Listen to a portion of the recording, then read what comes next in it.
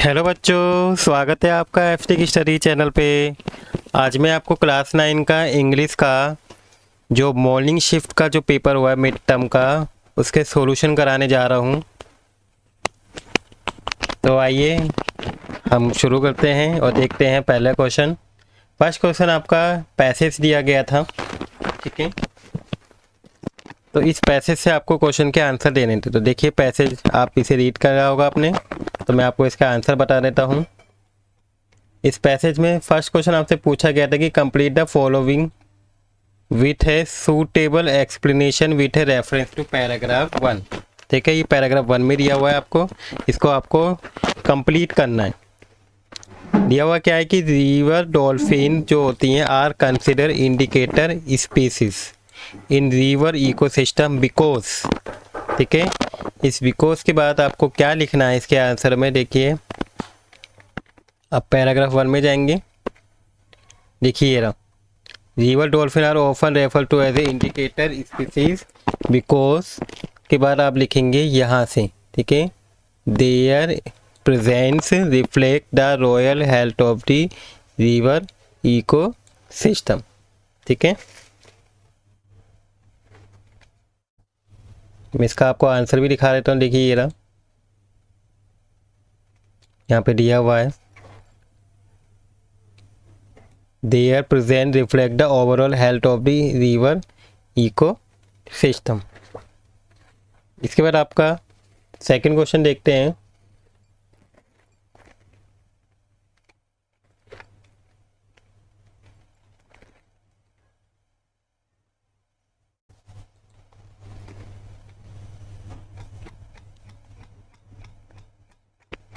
Second question में आपसे पूछा गया कि based on the given passage how do dolphin contribute biodiversity and how does it impact the fresh water ecosystem. इसका भी आंसर आपको पैराग्राफ 1 में मिलेगा। तो देखिए इसका आंसर क्या है। Dolphin play in important role in maintaining biodiversity in fresh water ecosystem by preying on certain species. ठीक है, तो इसका आंसर है आपका।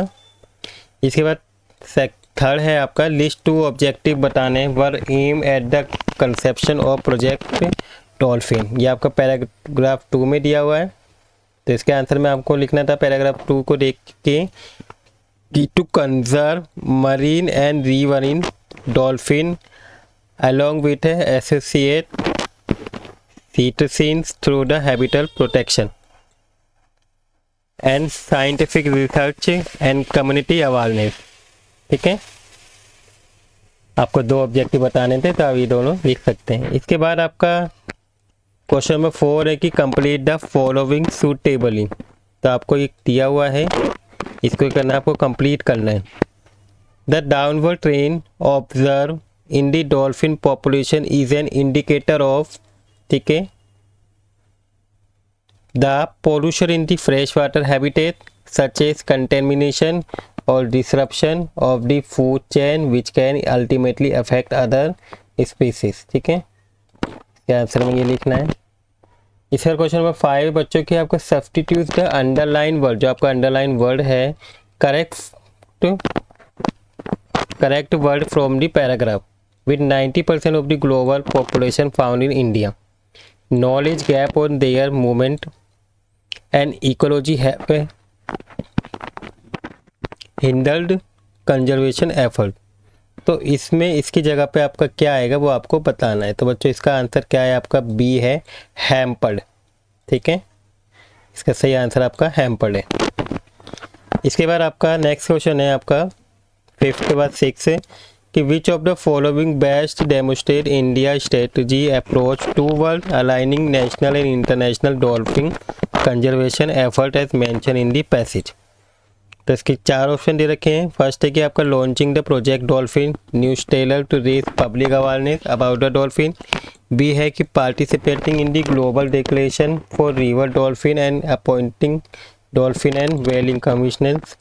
सी है identify the Chambal river as the only habitat for dolphin in India. And D दिया हुआ है आपका prohibiting all form of the riverine fishing in dolphin habitat. तो बच्चों इसका आंसर क्या है आपका? इसका आंसर है आपका B, participating in the global decoration for river dolphin and appointing dolphin and whaling commissioners. ठीक है, इसी बार आपका क्वेश्चन नंबर 7 है कि how is the Indian government using technology for dolphin conservation के लिए क्या इंडियन टेक्नोलॉजी उन्होंने यूज़ की, कैसे? ठीक है, तो इसका आंसर आपको लिखना है कि advance lightweight satellite tech compatible with Argos satellite system enabling tracking despite dolphin minimal surfacing time. इसी पर क्वेश्चन नंबर 8 है, आपको ये भी कंप्लीट सेंटेंस करना है। आपके दे रखा है the stand conservation strategy the initiative will investigate the Ganges river dolphin dash. ठीक है, पैराग्राफ 5 में इसका आंसर।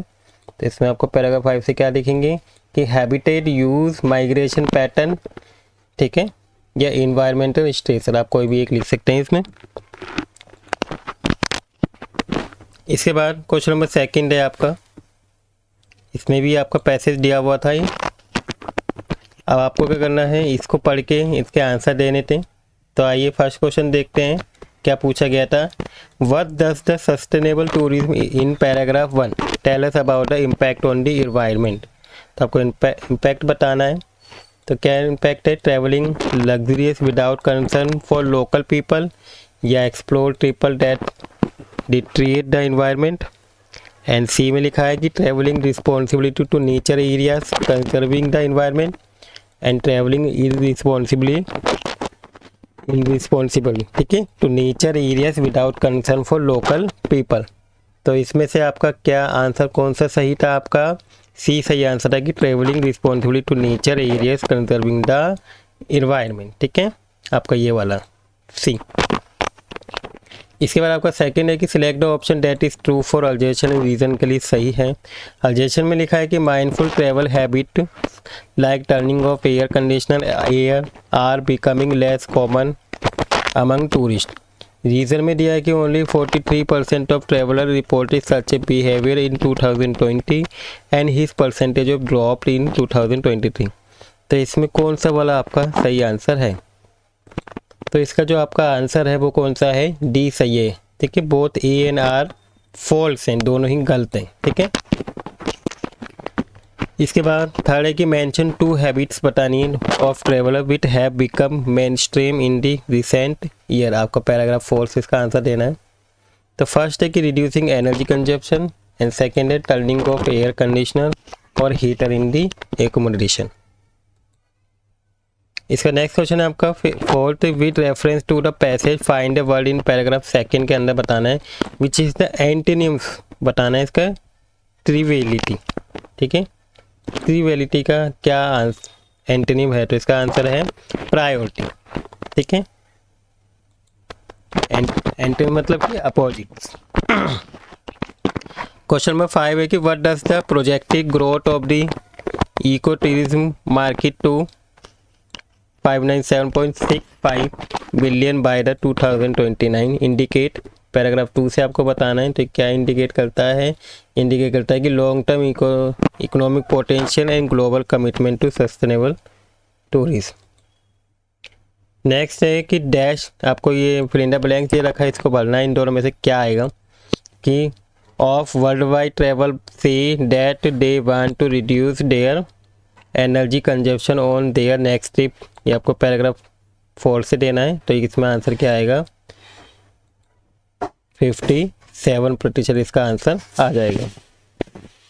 इसके बाद आपका नेक्स्ट क्वेश्चन है बच्चों, question number 7, give one evidence from the passage to show that people have become eco conscious. तो इसका आंसर क्या है 7 का?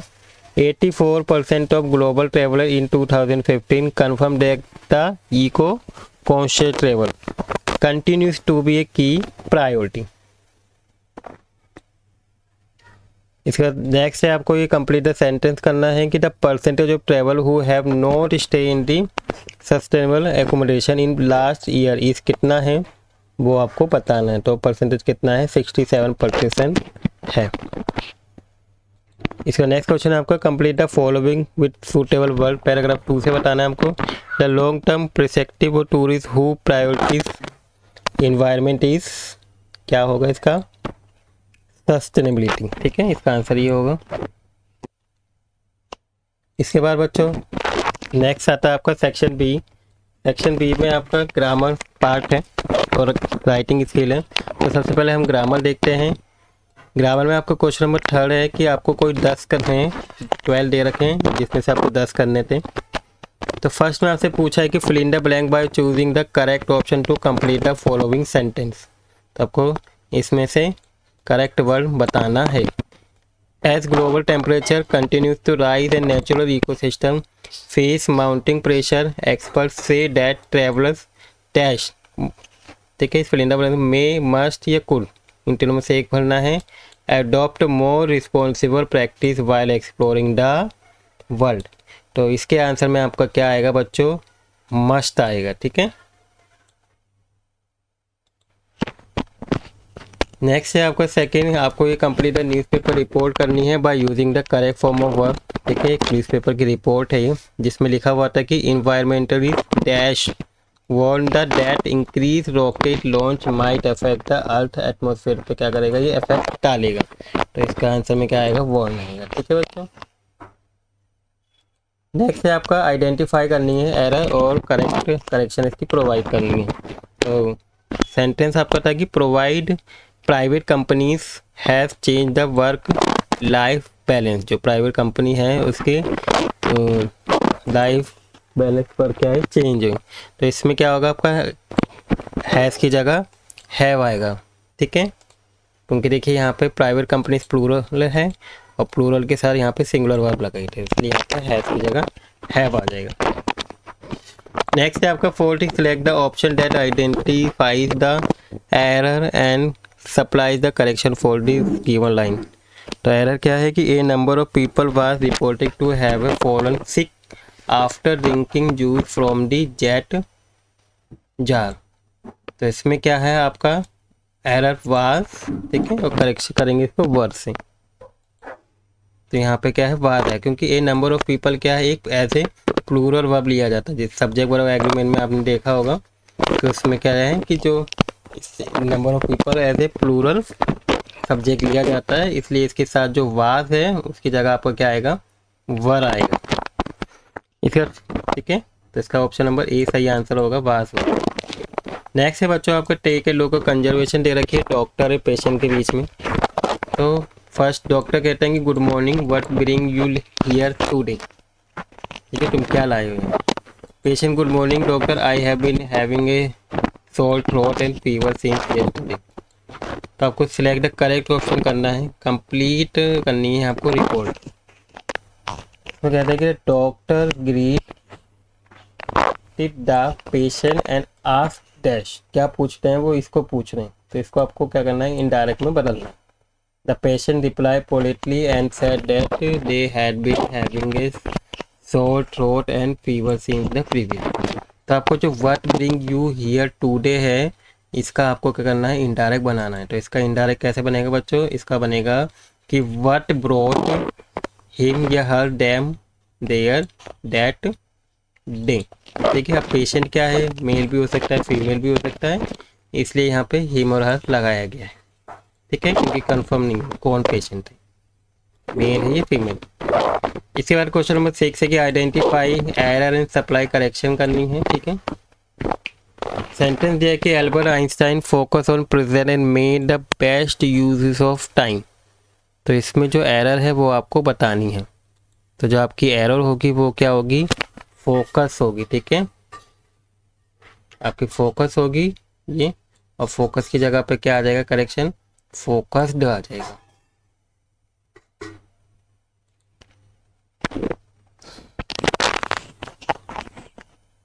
फिर बच्चों नेक्स्ट है आपका report the dialogue between the shopkeeper and customer. ठीक है, ये भी डायलॉग थे जिसमें डायरेक्ट इनडायरेक्ट है। कस्टमर कहते हैं good morning, do you have a fresh bread. Shopkeeper कहता है good evening, yes we do, how many of would you like, कितने लोग हैं। तो कस्टमर कहता है I will take it 2 please. ठीक है, मैं 2 लूँगा। तो customer greeted that the shopkeeper and asked if he had fresh bread.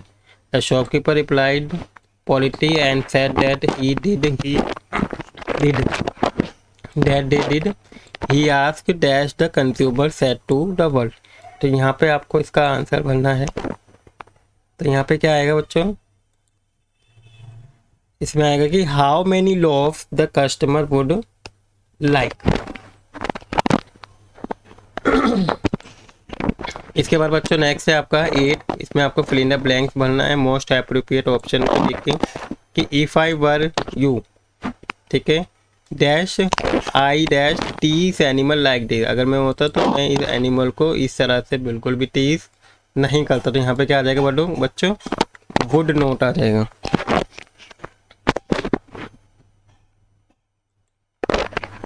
Next है आपका complete the given narrative filling in the blank है। फिल इन द ब्लैंक भरनी है, करेक्ट वर्ब भरनी है आपको। यहाँ पे है कि व्हेन द स्पैरो बिल्ट। देखिए बिल्ट क्या है, पास्ट में है, तो हर नेक्स्ट, तो जो इसके बाद जो वर्ब आएगी वो क्या आएगी, पास्ट में ही आएगी, यानी कि बिल्ट। तो यहाँ पे क्या आ जाएगा, फेल्ट आ जाएगा। ठीक है, आपका ये सही आंसर होगा सी।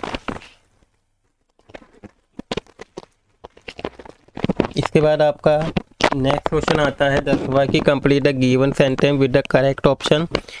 Dash student were called to the principal office. ठीक है, स्टूडेंट्स को क्या किया गया है, प्रिंसिपल ऑफिस में बुलाया गया। तो किनको, सम स्टूडेंट, क्योंकि देखिए जो ये स्टूडेंट्स है ये क्या है, काउंटेबल नाउन है, और काउंटेबल नाउन के साथ हम क्या लगाते हैं बच्चों, सम लगाते हैं, इसलिए यहाँ पे सम आएगा। नेक्स्ट है 11 की complete the given sentence by selecting the correct option. First है I often dash my father in cooking the food. Help, इसमें क्या आएगा आपका, हेल्प आएगा या हेल्प्स आएगा। तो इसका आंसर क्या होगा, हेल्प होगा। ठीक है, नेक्स्ट है आपका question number 12। Identify the error in supply connection for the sentence. Next है आपका, इसमें क्या दिया हुआ है, John Wooden quoted good values are like the magnet they attract good people.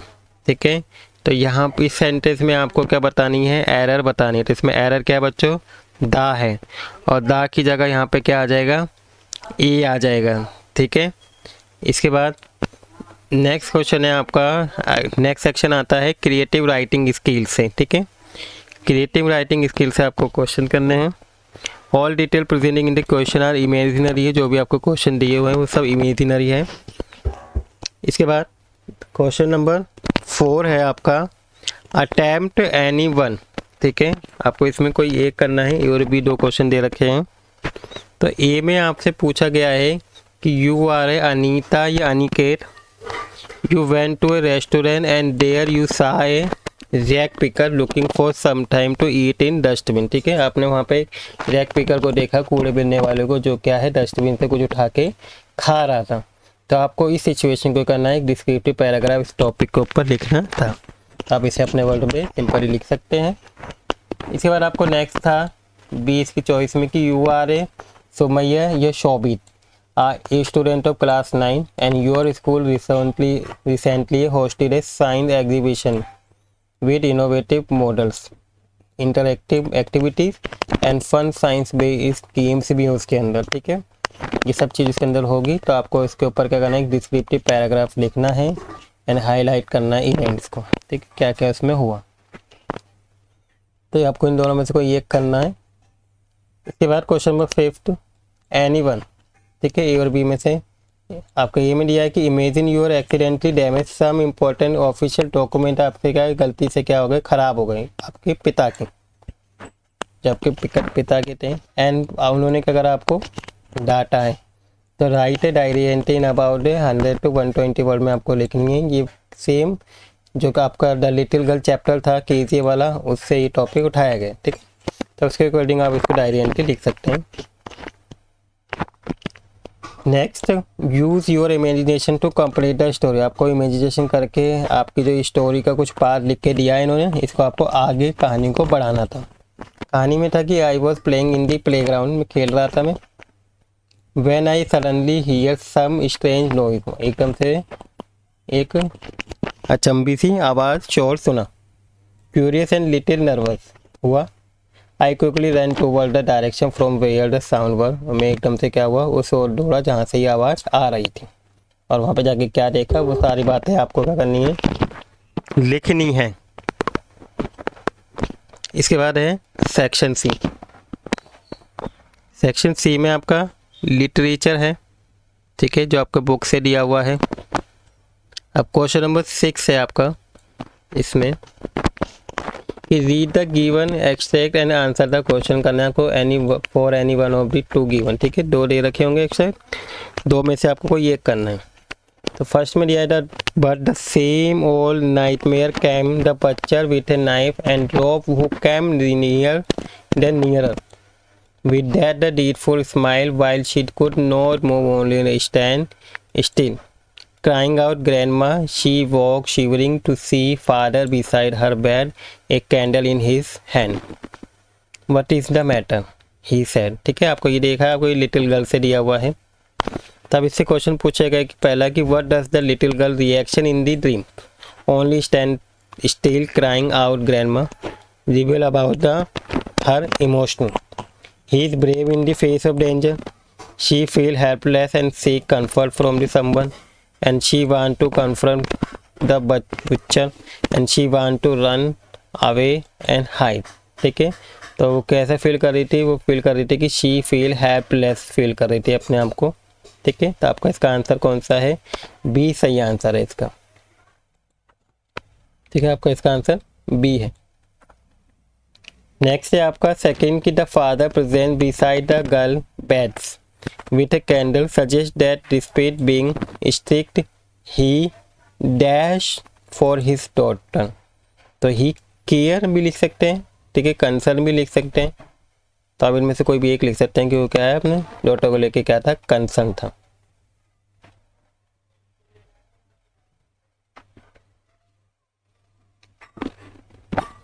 Next है आपका क्वेश्चन अगला थर्ड कि how does the use of imaginary in the nightmare enhance the emotional impact of the scene. Answer about आपको 40 word में इसका answer देना है।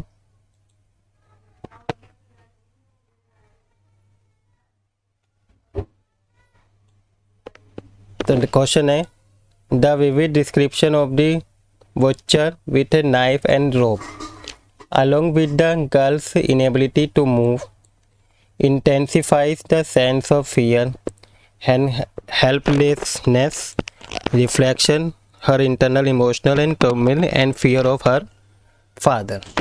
ठीक है, तो आप इसके आंसर में लिख सकते हैं। इसके बाद नेक्स्ट क्वेश्चन है क्वेश्चन नंबर 4 कि what does the recurring nightmare in the passage most likely symbolize for the little girl. ठीक है, इसका आंसर देखते हैं। इसका आंसर है कि ही फियर एंड एनेक्सिटी। ठीक है, हर फियर एंड एनेक्सिटी, वो क्या होती, डरी हुई थी। इसके बाद नेक्स्ट है आपका दूसरा जो एक्सट्रैक्ट दिया हुआ है आपका ईश्वरन वाले चैप्टर से दिया है, महेंद्र ईश्वरन वाला, यानी कि ईश्वरन द स्टोरी टेलर जो कहानी सुनाया करता था। तो Iswaran also had a amazing capacity to produce vegetables and cooking ingredients seemingly out of nowhere in the middle of the nine desolate landscape with no shop visible for miles around. He would miraculously conjure up the most delicious dishes made with fresh vegetable within an hour of arriving at the Jingsheet shelter at the new workplace। ठीक है, तो आपको जो ये passage है ये Eswaran the story teller से दिया हुआ है। इसमें आपका जो क्वेश्चन है वो दे रखा है फर्स्ट कि what does the phrase miraculously conjure up suggest about the Iswaran cooking skill. तो आपको फर्स्ट दिया कि he cook simple meal slowly and carefully, he use magic trick to prepare food, he was extraordinary skill in the making delicious food and he relied on a package food instead of fresh ingredients. तो आपका जो इसका answer है वो क्या है first का कि he was extra ordinary skill in the making delicious food, यानी कि सी इसका सही आंसर है। इसका सेकंड क्वेश्चन है कि the zinc sheet shelter at the new work space implies क्या इम्प्लाइज करता है कि ए सिंपल पर हैव अनकंफर्टेबल टेम्पररी सेटअप, ठीक है। इसका थर्ड है कि why is the use of fresh vegetable imported in the concept, तो आपको इसका आंसर देना 40 वर्ड में। तो it highlight Iswaran commitment to quality and health despite limited resources and he sure that meals are nutrition delicious, ठीक है। इसमें आप अपने की तरफ से 2-3 बात और लिख सकते हैं। तो ये आपका आंसर था इसका। इसी और क्वेश्चन नंबर 4 है कि what does the extract reveal, ठीक है, क्या रिवील करता है अबाउट ईश्वरन एटीट्यूड के बारे में। तो it show that Ishwar is enthusiastic and take pride in his duties, committed and perform his task with patience and excellence, ठीक है। इसके बाद क्वेश्चन नंबर 7 है read the given extract and the answer the question at 1 ठीक है। 2 दे रखे हैं, इन दोनों में से आपको किसी एक को क्या करना है, आंसर देना है। तो आपको एक पोएम दिया कि and I shall have a some peace there for is peace come dropping slow, dropping from the veils of the morning to where the cricket sing, there midnight all a glimmer and noon a purple glow and evening full of the linnets wings. आपका जो ये है ये the lake isle of Innisfree से दिया है poem से। तो इससे फर्स्ट क्वेश्चन आपसे पूछा गया था बच्चों की the phrase peace comes dropping slow suggest, ठीक है, ये आपको बताना था इसमें। तो इसमें जो आंसर आपका क्या है, पीस इज ग्रेटफुल, यानी कि सी इसका सही आंसर है, जबकि पीस इज ग्रेजुअल।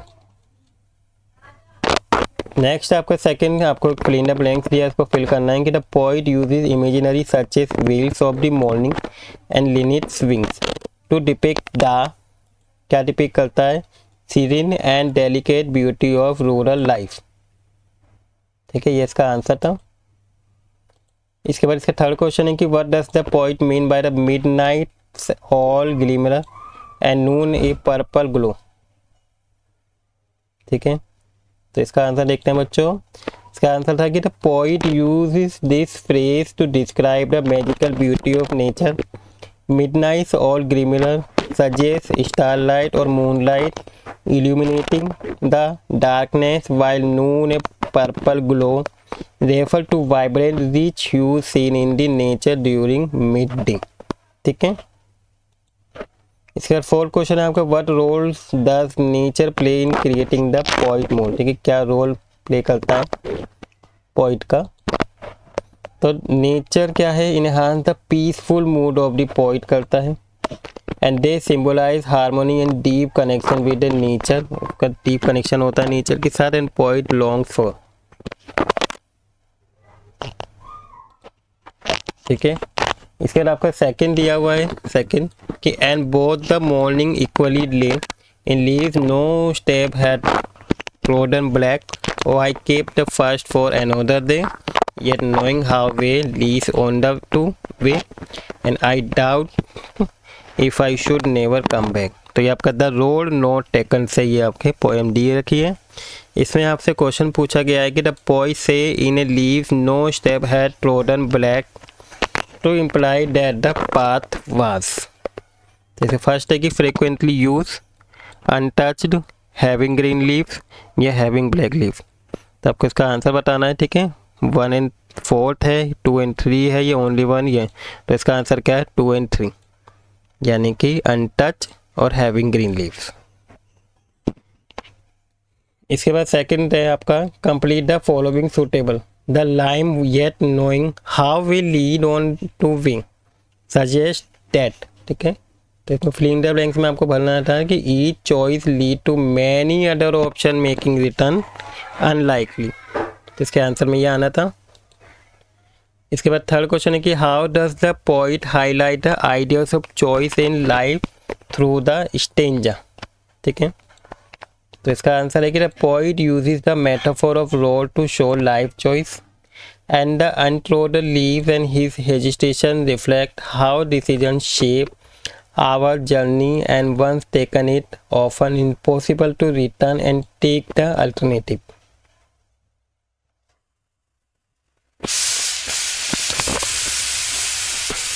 इसके बाद नेक्स्ट क्वेश्चन है आपका, why does the poet say I kept the first for another day.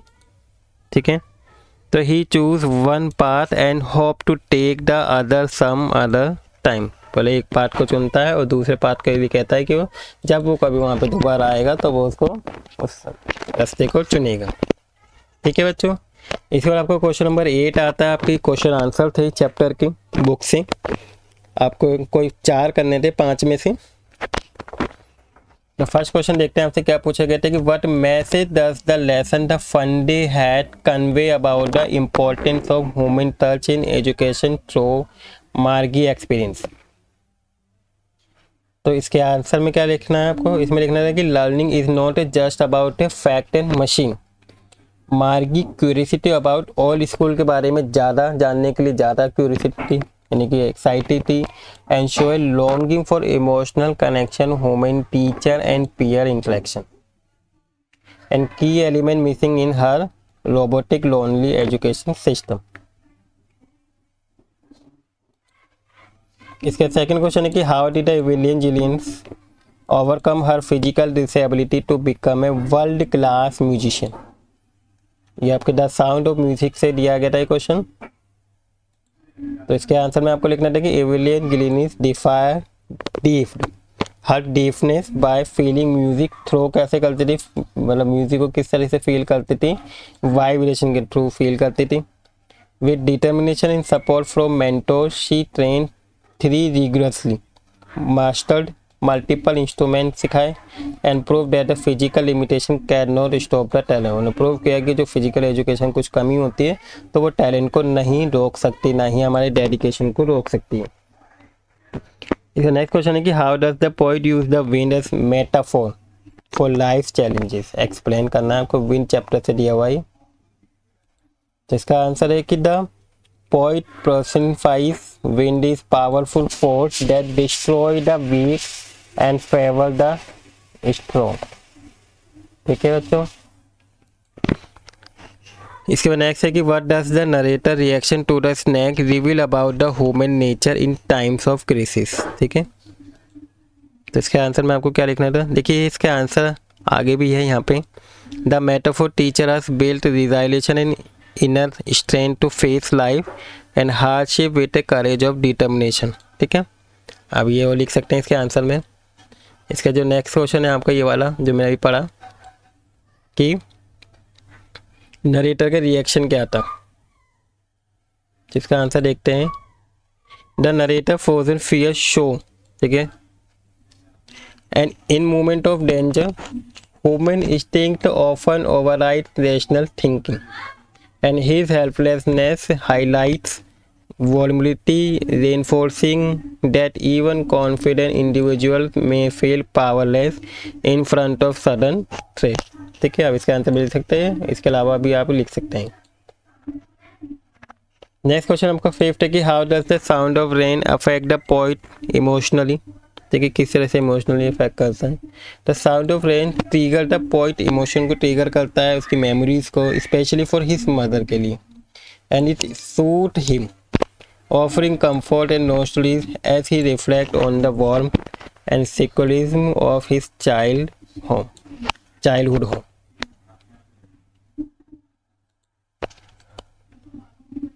इसके बाद क्वेश्चन नंबर 9 है, आपको इसमें से कोई 2 करने थे, आपके 3 मार्क्स के क्वेश्चन थे। फर्स्ट क्वेश्चन है कि the message does the story the lost child convey about a child sense of security. ठीक है, क्या मैसेज कन्वे करता है वो आपको बताना है। The story highlight that the child is true comfort and happiness lie in the love and protective of their parents को लेकर ज़्यादा प्रोटेक्टिव है। No worldly pleasure can replace the deep emotion bond and sense of security they provide. इसके बाद next है आपका second कि what does the grandfather decision to buy Toto reveal about his character. ठीक है, तो वो आपको बताना है, आपका एडवेंचर ऑफ टोटो से दिया हुआ है। The grandfather spontaneous decision to buy Toto show his love and animal his adventurous spirit. Despite Toto trouble making behaviour जो था, he admire the monkey intelligence and energy reflecting his fondness of unusual pet.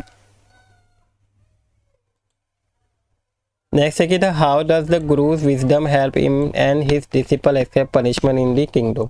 किस तरह से निकाली थी आपके जो मैंने सैम्पल पेपर कराया था उसमें भी ये क्वेश्चन था आपका।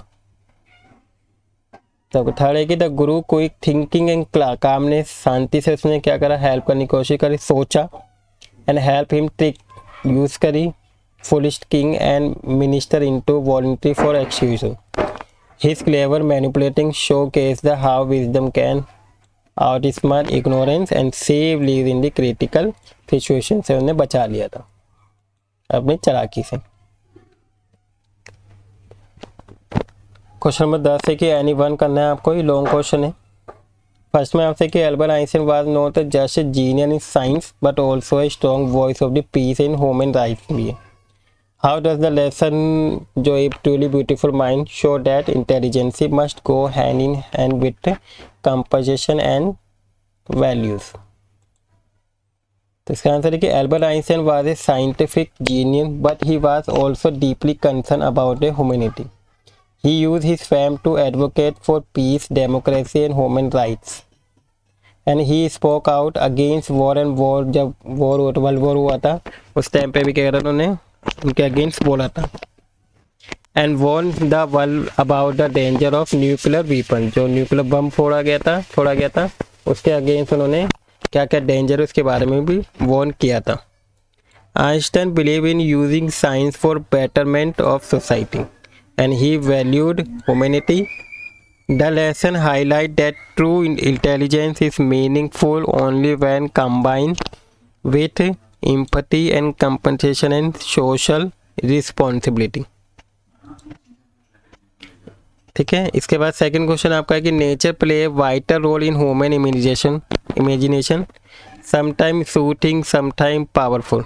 Compare how the lake is of Innisfree and rain on the, इनको कंपेयर करके आपको इसका आंसर देना था। तो इसका आंसर कि both poem present nature as a refuge for human soul.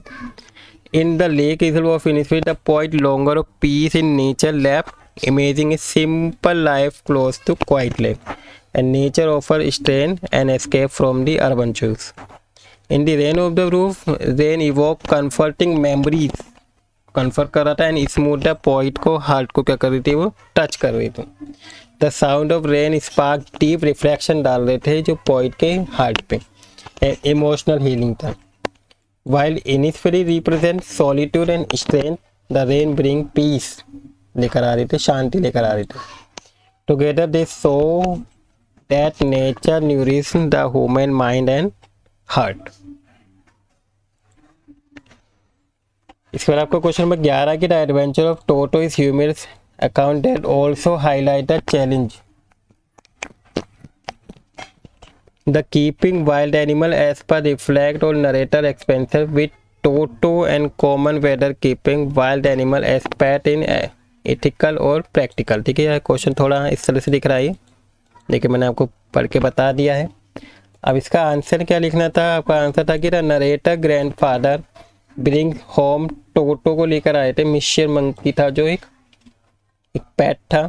Throw intelligent and playful Toto created, मतलब शैतानी कर रहा था, टीयरिंग प्लॉट को फाड़ रहा था, ब्रेकिंग डिश कर रहा था, ट्रेवलिंग अदर एनिमल्स को परेशान कर रहा था। His behaviour show that wild animal are not suited for to domestic life. कुछ ऐसे एनिमल है वाइल्ड एनिमल जो घर में रहने के सूट नहीं करते।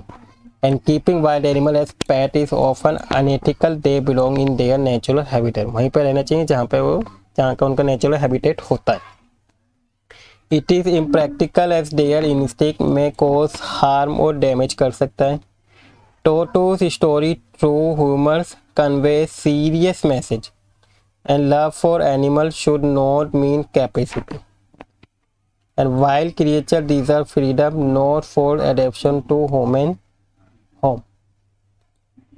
ठीक है, इसके बाद इसकी चॉइस में दूसरा क्वेश्चन दिया था बी की the story present a kingdom where foolishness is disguised as order through satire is so the consequence of irrational government. Comment on how the story warned against the blind obedience and misuse of power. ये आपका in the kingdom of fool से ये question दिया गया है। तो आइए इसका आंसर देखते हैं। इसका आंसर देखिए, well story portrays a kingdom where day is night and night is day. मतलब जहाँ पे क्या था, एक ऐसे उसकी कहानी है जहाँ पे दिन को रात और रात को दिन माना जाता था, और इरेशनल गवर्नमेंट थी वहाँ की। The king and minister blindly enforce foolish law, बना रखे थे विदाउट लॉजिक, और कोई कंसर्न ही नहीं था, ठीक है। The decision like punish the innocent and rewarding the guilty, reveal the danger a blind obedience. The satire lies in how foolishness, यहाँ पे क्या थे, एक्सेप्ट कर रखे थे वहाँ के नॉर्मल लोगों ने इस फुलिशनेस को, इस पागलपन को एक्सेप्ट भी किया हुआ था। Eventually the king and minister face the consequence of their own absorb rules. उन्होंने, जो किंग और मिनिस्टर थे वहाँ पे, उन्होंने क्या करा, अपने ओन एब्जॉर्ब रूल बना रखे थे। The story warn against the following authority without question and it highlight how misuse of power can lead to chosen injustice. मतलब अगर गलत पावर का हम यूज़ करेंगे तो किस तरीके से ये क्या है, एक इनजस्टिस क्रिएट करता है, ठीक है बच्चों। तो ये था ये आखिरी क्वेश्चन था। तो ये थे आपका कंप्लीट क्वेश्चन पेपर जो मैंने आपको सॉल्व करा दिया है मॉर्निंग शिफ्ट का। आई होप आपको पूरा पेपर अच्छे समझ में आ गया होगा, आपको आंसर भी पता चल गए होंगे कि आपको क्या क्या आंसर करने थे। एंड आई होप आपको वीडियो भी अच्छी लगी होगी। अगर आपको वीडियो अच्छी लगी हो तो बच्चों प्लीज़ वीडियो को लाइक कर दीजिएगा, और अगर अभी चैनल पे नए हैं तो प्लीज़ चैनल को सब्सक्राइब भी कर दीजिएगा। Thank you for watching video.